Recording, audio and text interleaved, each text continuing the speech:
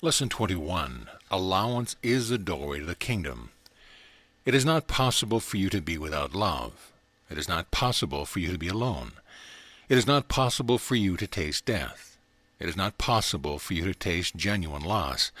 It is not possible for you to suffer the dream of separation. It is not possible for you to be apart from your Creator. It is not possible for you to fail. It is not possible for you to harm anyone or anything. It is not possible for you to be guilty of sin. Enter into a deliberate purification. Beloved friends, please consider each of the statements that has just been made to you. We suggest that you write down each statement at the top of a separate piece of paper.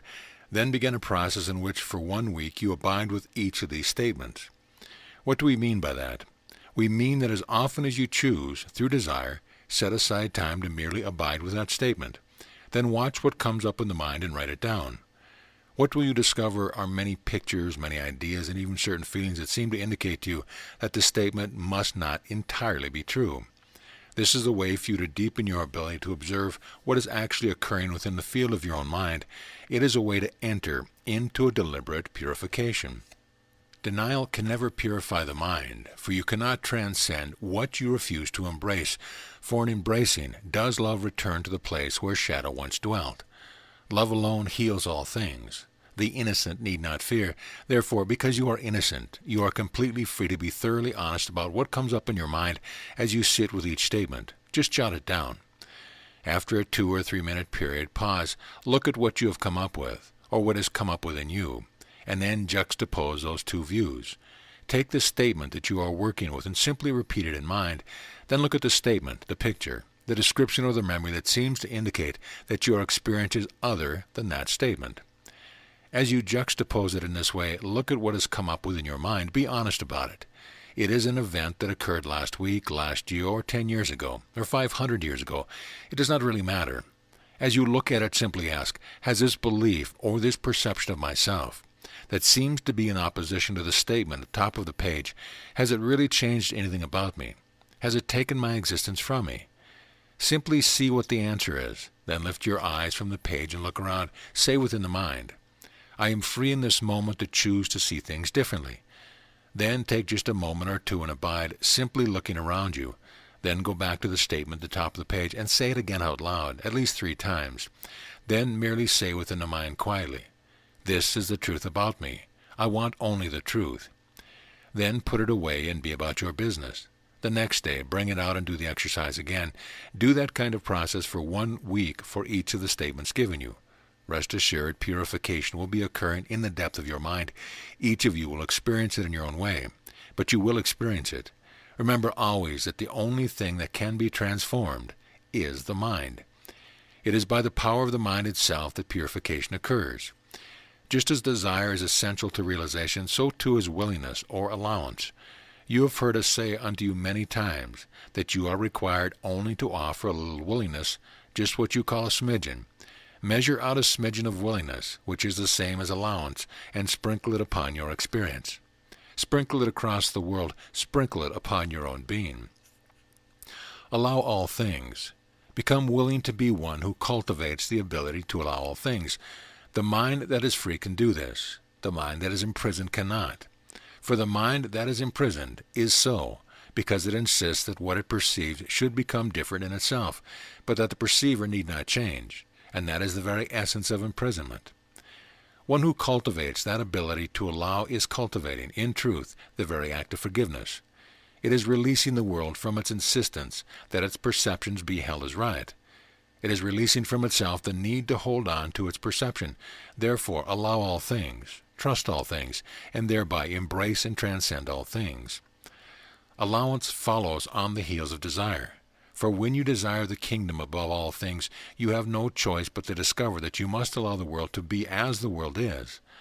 For you have not known how the world is. You have only known your perception of it. But the Comforter will heal those perceptions, and that requires your little willingness to let your perception be changed. As they are changed, the world magically becomes a different place. It does become transparent and harmless. It becomes virtually valueless, except for the value the Comforter would give it while it lasts. Allowance, beloved friends, is a process of letting go and trusting. It is a process of saying, I wonder what it would be like to just let things be as they are, to notice them and let them pass away. Allowance, then, is the doorway through which Christ passes in the complete remembrance of Christ. Allowance brings a deeper sense of freedom, freedom from all circumstance. For it is your circumstance that you have believed have the power to imprison you. But as you choose to relinquish your perception of the world or any circumstance, you discover that you are already abiding in freedom. The power, and that is what freedom is a power to create differently. And to create is the effect of what you will choose to see. Allowance can be thought of as a resistance being melted from the nervous system, which is just an aspect of the mind anyway. Allowance is like the opening of the palm of the hand. Instead of holding on so tightly, you simply let go. What did you let go of? The habit of the need to be right? The habit of the need to perceive that the world is a fearful place? The habit of perceiving that you are in lack? The habit of perceiving that Christ must be far from you? Anything that is unlike the kingdom of heaven is a habit well worth releasing by allowing it to be dissolved from the mind. The essence of this lesson is the cultivation of allowance. It begins with a willingness to relinquish the lid you have placed upon your own mind so that you become able, in innocence, to simply observe how it really is, what is really going on down in the basement without judgment, without fear, without justification, without explanation. It is simply there.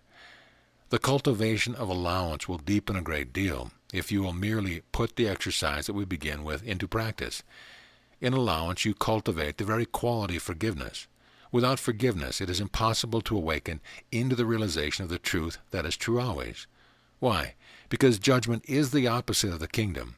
Where forgiveness is withheld, you are literally making a choice to be outside the kingdom.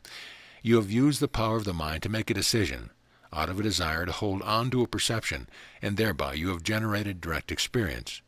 You are the one who has kicked yourself out of the garden. Remember, then, that always forgiveness is essential. It is necessary for the atonement. Forgiveness is another word for allowance. We speak here not of blind passivity, but of a relinquishment within one's own mind, and that is all. It is a willingness to see the complete neutrality of all events.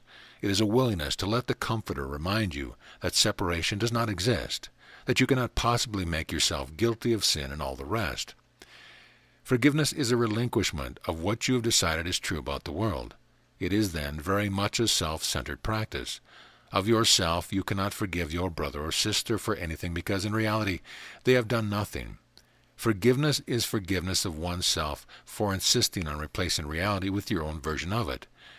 Allowance is like the petals of a flower opening to embrace the new dawn of a spring day. Allowance is like the melting of the ice that allows the river to flow. Allowance is like the removing of a cap from the bottle of a sweet fragrance and enjoying it as deeply as you can. Allowance is the dissolution of fear. Allowance is transformation. When you have come to allow all things, to trust all things, you will have embraced all things. Only that one who is larger than that thing that is embraced can do embracing. Therefore, whenever you feel imprisoned, it is because you have made yourself smaller than the world you perceive. And when you feel free, it is because you have remembered that you are the one from which all things have arisen. You are the Son of God. You are the vast sky in which all clouds and storms arise and pass away, while the sky remains unscathed, eternally changeless. That is freedom. And the cultivation of freedom is a free will choice. It is the result of the desire for the kingdom. As you come to truly forgive yourself for every perception you have ever held about anyone or anything, you will come to discover that it means relinquishing perception of yourself as well. For you cannot awaken fully unless you include yourself in the circle of your forgiveness. Ultimately, of course, you come to see that the very practice of allowance is really the act of allowing yourself to be truly the self that you are. You will no longer resist the process of purification by whatever means the Comforter uses for you. It simply does not matter anymore. Why resist it? All I want is God. If it is dissolved in the mind in a split second, and you do not even notice it, fine. If it requires great tears and great experience in the world, fine. What is the difference? They are really the same. It is because you have relinquished, through allowing ownership of your own pathway home. You have decided to let the Comforter take you home.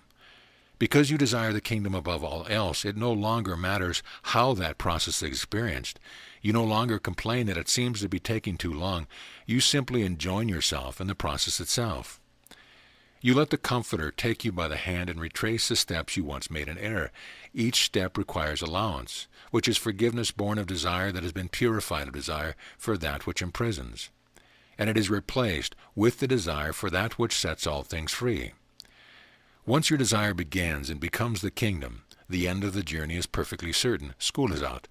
That which the ego is cannot last. For the very universe, creation, the world around you will conspire, which simply means to breathe together. All things will conspire together under the hand of the Holy Spirit to create precisely what you require to be set completely free of all illusion. And secretly, you'll have already agreed with the Comforter that it will be this way.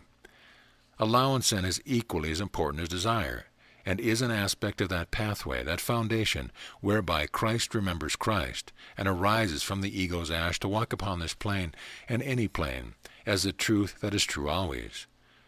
Remember that it is only the ego that will compare and contrast. It is only the egoic mind that thinks about another's path and wonders if perhaps their path is better than your own path. There is only the life that you are directly experiencing, and through desire and allowance, that very life comes to be embraced as the very means by which the Comforter is dissolving illusion from your mind. Of course, it is all based on the humility of realizing that the ego cannot awaken itself, that the Comforter is that agency given by grace that knows how to bring you home. Establish a relationship with the Comforter. I highly recommend that you establish a relationship with the Comforter as though it were a relationship with a good friend, indeed, the best of friends, until you reach a point in which virtually every decision is given to that mind. Well, old buddy, should I turn left or right? You relinquish ownership of your life. It is only the ego that thinks it can possess life. Spirit knows that life possesses it. That is, life has birthed you. The mind of God has given rise to you. You are God's. You are not the owner of life. You are the recipient of it. Would you, then, be willing to make the decision to become a grand master of allowance? You can begin with the simplest of things, such as, I allow this toothpaste to taste exactly the way it tastes with no complaint. It just is as it is. If it is the changing of your season, would you be willing not to lament the end of summer and the coming of fall, but would you be willing to experience that change? For rest assured, please listen well, in the realm of the world, which is the realm of perception, the only thing that exists is constant change. Underneath it, there is a changeless reality, that which pervades the changeable. But where there is resistance to change, rest assured, there is a mind living in delusion. Remember that we have said unto you before that the awakened mind no longer feels any resistance to the things of time. It no longer tries to get rid of time. It no longer tries to make things stay the same. The awakened mind can embrace all things, trust all things, and thereby transcends all things instantly, even in the midst of change. In your realm, be perfectly honest with yourself. Is there ever a moment in which change is not occurring? Can the body be the field of perfect silence? Hardly. Even if you make your heartbeat stop for 3 seconds, there is still blood gently flowing through the veins. There are still thoughts arising, sounds coming in through the ears. The body is not that which can be changeless. The awareness of the body, the field in which the body arises, is changeless already. Can you come, then, to be the field of awareness that can embrace all things which arise, change, and pass away, yet not feel any obstruction in embracing and dancing with those things? For the mind that is free from the illusion of death is that very mind that learns to dance with death. To enter into any moment or relationship, knowing it because the body is engaged, it must come to an end. In fact, it is already on its way to death. The mind, then, that becomes the one who is no longer in fear, no longer in resistance, is that mind that has forgiven all things, including itself. The mind that can embrace all phenomena that arise and pass away with passion, with joy, with aliveness, with innocence, with simplicity. That mind cannot taste death. It literally transmutes death, even as death seems to be passing by. The highest state of being, then, is always a paradox when you try to think about it. Through your desire, you have come ever closer and ever deeper into the kingdom. And through your cultivation of allowance, the grace-filled willingness to know that which it arises is already passing away, is like water flowing through a fork, and you might well not lament it. The mind that laments it is the mind imprisoned in delusion. The mind that allows all things is the mind that is already freely beyond all things. Imagine that there has been given unto you a window, as though your Creator had plucked you out of himself and said, I am going to drop you into the field of time, because there's something I want you to learn. You now have 30 days in which to learn it. Imagine that if you did not learn it, your existence would be snuffed out, erasing your name from the book of life. Now, of course, that will never happen. This is just a way of getting leverage on yourself. Cultivating the grace of allowing. Imagine that for the next 30 days, all that mattered was the cultivation of the grace of allowing. How do you do that? By coming down once again to the most concrete, most mundane, most ordinary experience of any given day. When you turn on your water in your shower in the morning, actually take the time to be present and to feel its coolness change to heat, and to recognize that you have just observed the constant dance of change in your world, and simply say, I allow this change to occur. Now, yes, it makes you sound like you are some great being, when in fact it is going to happen anyway, but have some fun with it. If you burn your toast, take a deep breath, and before the egoic mind begins to complain and whine that its toast is not the way it wants it, stop and look at it. Actually experience the burnt toast and say, I allow this toast to be burnt, and now I'm free to choose to eat it or as it is, or begin anew. If you get into your automobile and you pull out of your garage and the raindrops are hitting the windshield, simply give yourself permission to bring your mind back from the future into the present and say, I allow the falling of the rain. It is that simple. So you see, the power of transformation is the transformation of consciousness, which is the only thing that can be transformed. Learning is a consciousness thing. It is the only thing that can be changed. It is the only place learning can occur. And all learning is designed to translate perception so that it becomes more and more and more and more like reality itself. Fear dissolves from the mind, and then the Father can take the final step for you. Learning is necessary in the field of perception. You have placed yourself within that field, so why not get on with it and let perception be healed? It is healed by bringing the power of observation to what is right in front of you. Not in front of the body, but right in the field of awareness itself. That is why you should be dancing in your shoes at all the times. My goodness, I don't have to go anywhere. It's right here in front of me. This ordinary moment provides a doorway to the transformation of conscience itself. All I have to do is to bring a little willingness to it. And guess what? I have all power under heaven and earth to do just that. Nobody can take it from me. Nobody can change the freedom in which I live. I am the one who can bring that little willingness to the moment and let the raindrops hit the window. If you will look around yourself, you will discover in any given day plenty of things to keep you occupied, plenty of reasons why boredom is nothing more than a decision. For right in front of you is the richness of a pathway, translated by the Comforter, from a dream of separation to the royal highway to the kingdom. And all power under heaven and earth lies within you in this moment, and this moment, and this moment, to choose again. But it is time to take such statements out of the realm of abstract intellect into very concrete lived moments. Where can I choose again? Right now. I can accept and allow these raindrops to hit the window. I can be present with them. I can hear them. I can watch them as they trickle down, instead of being annoyed, instead of letting the mind go off into future adventures. I can cultivate the art of being present now as the very presence of a mind that is free. Therefore, consider in each of your next 30 days. What could I utilize in this day to practice this exercise? Of course, you cannot be without things to practice with. It is impossible. Those that say that are bored are really saying, I am resisting the kingdom, pure and simple. Well do we perceive once again that so many in your world seek to find a spirituality that will free them of the world of their experience, never even realizing that very attitude is a thing that chains them, imprisons them in their hell. Spirituality is merely a process of seeing things differently. And that is an active decision, born of desire, coupled with a little willingness called allowance, to recognize that each moment is like a jewel presented on a golden plate to you, God's child. You are the one who has the freedom always, and literally creates or makes your experience. The final lesson that I had in time concerning allowance was the crucifixion. Now I know that there are many of you that do not want to follow in my footsteps, but rest assured, beloved friends, that if you would look well upon your experience, you have already tasted much more profound crucifixion many, many times. In fact, for some of you, my crucifixion was a cakewalk by comparison. You are free to crucify yourself no longer by choosing to transform your very experience, by bringing the power of your mind to bear upon it. Desire, allowance. So what stands between you and the goal that you seek? The decision to try to be insane. The decision to try to resist God. You know that you can resist another body, since another body occupies another piece of space. In other words, it is not where you are, so you can resist it. But I say unto you, God is already wholly present right where you are. How on earth can you resist what is already occupying the space in which you find yourself? You might as well try and shake off your own hand or shake and jiggle the skin off your body. Good luck. All suffering is the resistance of reality. All awakening and healing is the letting go of resistance, forgiveness, allowance. God is already here. I am forever God's. I surrender.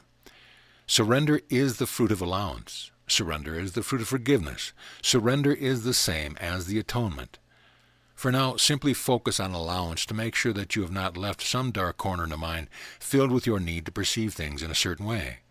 You need to believe that the world should be other than the way it is, or your forgetfulness at each event that transpires in your experience can be seen as heaven or hell. As you choose to see only heaven, you will discover the power that has already set you free. The message of this lesson is quite valuable if you will put it into practice. After all, what else could you possibly want to use time for? You have tried everything else and found it lacking. You have not been able to fill up with enough lovers, enough money, enough cars, enough restaurants, so you might as well fill up with the transformation of consciousness, so that perception begins to be more and more aligned with the real world. Why not? And if somebody asks you what you do with your time, say, I grow Christ. What do you do? So practice well. Begin with the statements given to you at the beginning of this lesson. They are very important for you as a way of triggering the opportunity to observe what might be unlike the truth still lingering in the mind and in the emotional field, which is really just the space of glue in which you attach perceptions. It is like pinning the tail of the donkey. Stick that one on the wall and keep it forever.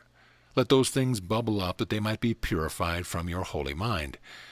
Above all, beloved friends, remember, there are no mistakes. You are free to trust the momentum that seems to be shaping your life. For you are the one who has complied with it by inviting the Holy Spirit to take you home. You are the one that has prayed for acceleration. Therefore, also be the one who accepts the grace being offered unto you. Remember, resistance is the ego. Embracing is of Christ. The one that allows all things has already transcended all things. Let this lesson become a month-long journey of exploration. Be, therefore, at peace this day.